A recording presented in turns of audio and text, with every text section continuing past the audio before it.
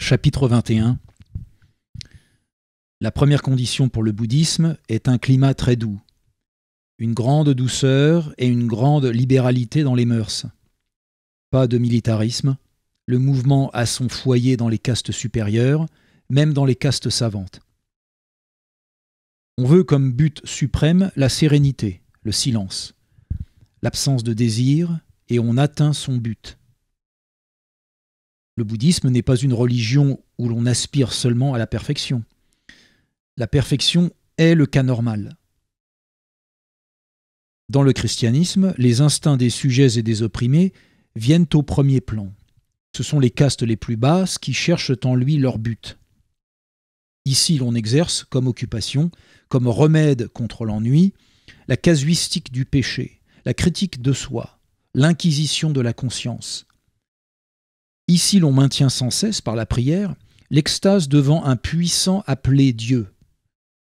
Ici, le plus haut est inaccessible. C'est un présent, une grâce. La publicité manque. Le huis clos, le lieu obscur est chrétien.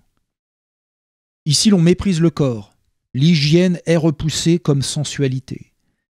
L'Église se défend même contre la propreté. La première mesure chrétienne après l'expulsion des morts fut la clôture des bains publics. Cordoue en possédait seul 270.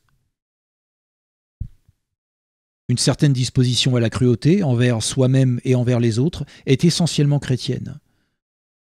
De même, la haine des incrédules, des dissidents, la volonté de persécuter. Des idées sombres et inquiétantes occupent le premier plan. Les états d'âme les plus recherchés, ceux qu'on désigne des noms les plus élevés, sont épilepsoïdes. La diète est ordonnée de manière à favoriser les phénomènes morbides et à surexciter les nerfs. Chrétienne est la haine mortelle des maîtres de la terre, des grands. Et en même temps, une concurrence cachée et secrète. On leur laisse le corps, on ne veut que l'âme. Chrétienne est la haine de l'esprit, de la fierté, du courage, de la liberté, du libertinage.